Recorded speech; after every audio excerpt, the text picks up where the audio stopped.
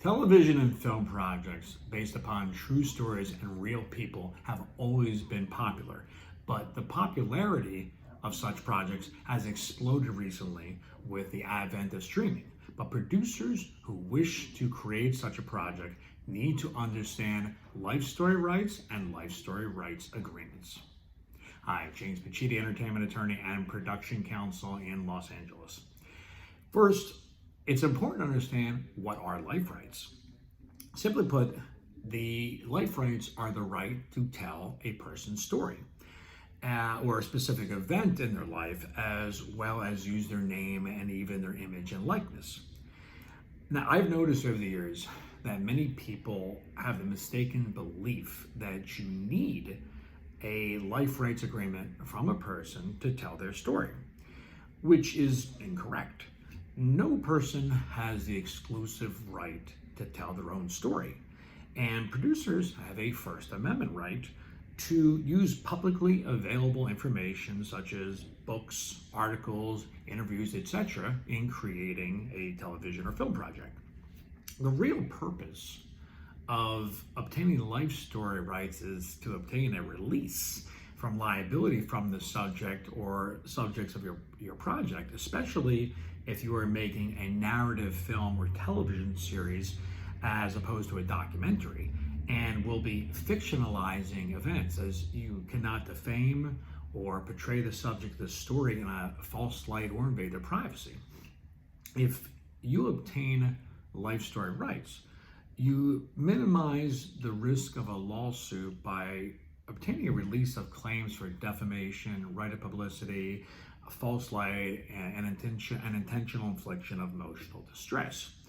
In addition, producers will likely have the cooperation and participation and input of the subject of the project, as well as potential access to friends, family, and materials such as journals, family photos, emails, text messages, etc.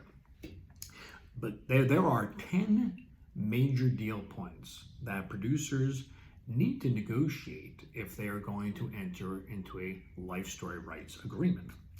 Number one, of course, is money.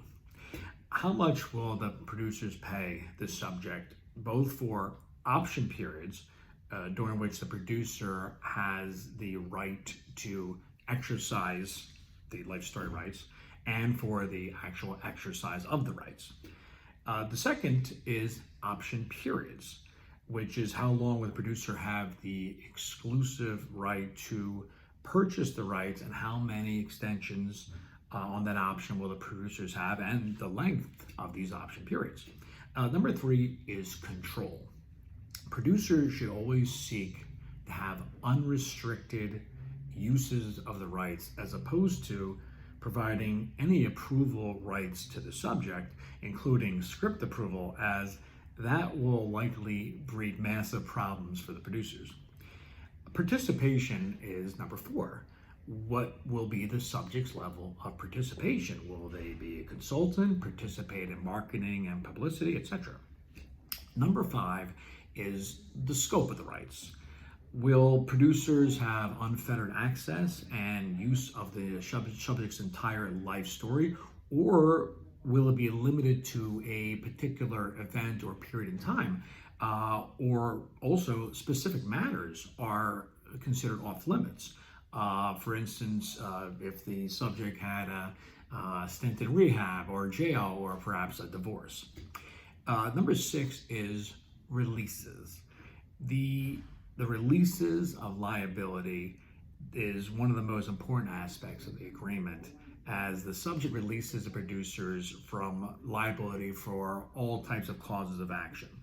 The subject can be also obligated to secure releases from other participants or subjects, such as friends and family, or it can be something that they can be asked to exert best efforts.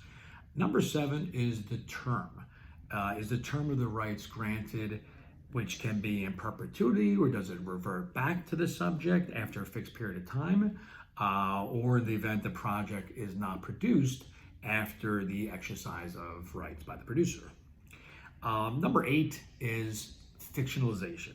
The Producers' right to fictionalize events and characters as they see fit pursuant to production of the project.